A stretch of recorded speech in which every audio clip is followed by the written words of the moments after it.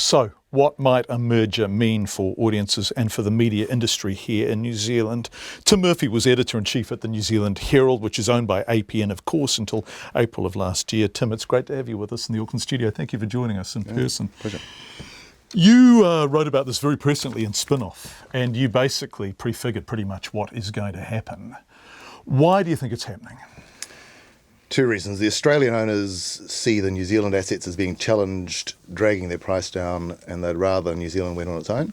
And the second is, from the New Zealand point of view, it's a defensive move by publishers because they are under such pressure from the big platforms, Facebook, Google, Amazon even, Instagram, Snapchat, so that their need to get revenue in is desperate, really. And one way or another, something had to be done because money is being lost now, right? Yeah, the costs are still high. There may well be, and there probably will be, job losses through this. But there would be, this year, next year, and the year after, job losses in both those companies as well if they carried on as they are. Okay, so it's all very well on behalf of those of us who love the media and everyone who needs and consumes the media and values the role of the fourth estate in the life of a country to feel that this is heartbreaking news, but something was going to happen inevitably.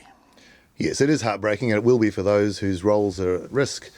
But I think the way we have the media now is that new voices are coming up all the time as well. It's not a zero-sum game. It won't be that these two come together, a number of people leave, and that's the end of that journalistic voice.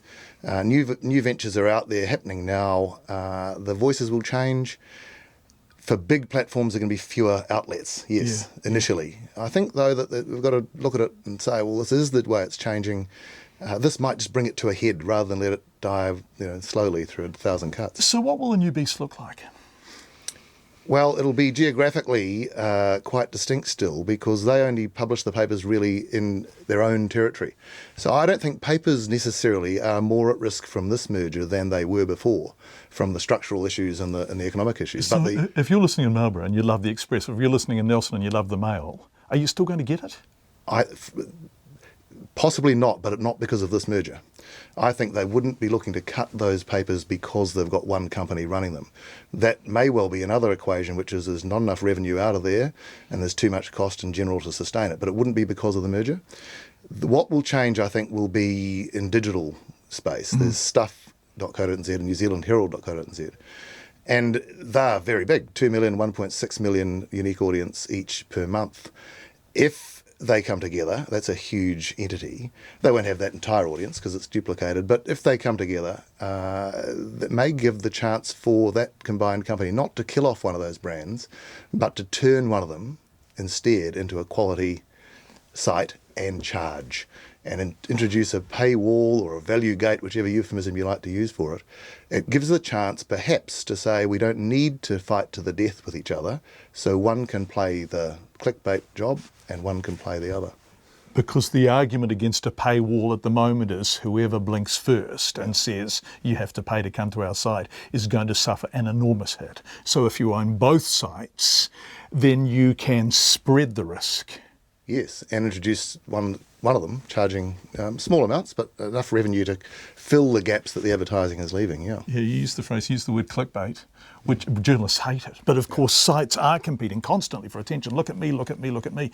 So if they're not competing against each other, would we be able to see potentially more quality journalism, more investigative journalism, more long-form journalism, less concerns with clickbait?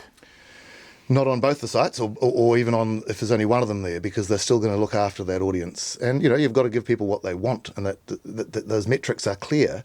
But I think if they play both and they introduce a paywall, probably for the Herald site, you could see that happening. Why the Herald site? Why do you think? Well, because I think the Herald's always did have a stronger brand value for quality and for depth and consideration. It doesn't tend to now because I think they have mimicked stuff. There's a phrase they use in the States, which is they've fallen into the crap trap.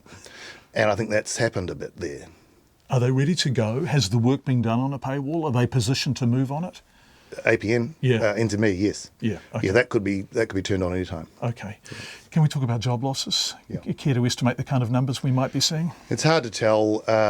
You've got 3,000 people in total. Those aren't journalists, that's everybody.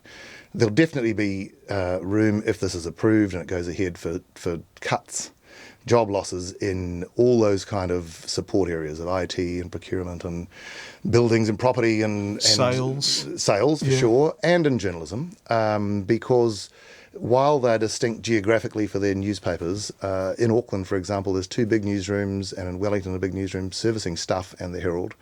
And there's double-ups I think you'd see in things like the motoring section and the verticals online for life and style and travel, food, those kinds of things. Now, that's the sort of area. Plus, there's 3 Sunday papers that they'll own all of. So that's right. You'd see either, I think, some kind of sale or closure of one of those. So we've got the Sunday News, the Sunday Star Times and the Herald on Sunday. Yeah. And so 2 of the 3 will survive. You don't think all 3 will? I can't imagine that they'd be allowed to continue with all of that. Although, having said that, Fairfax's predecessor had both Sunday papers before the Herald on Sunday started. Yeah. So maybe that's the example there. Tim, one final question. This is bad, but inevitable, and it could have been worse. Is that what you're saying? Yes, I do think so. I think one of these companies, or one of their major journalistic entities, may well have fallen in coming years entirely, had they not been able to put something together. The other thing to think about here is that the companies that own these papers and sites at the moment are, by their nature and because of their duty, interested in making money. It may well be that this allows some other owners, other ownership models to develop with some of these assets or some of these market gaps by people who love journalism and the community debate.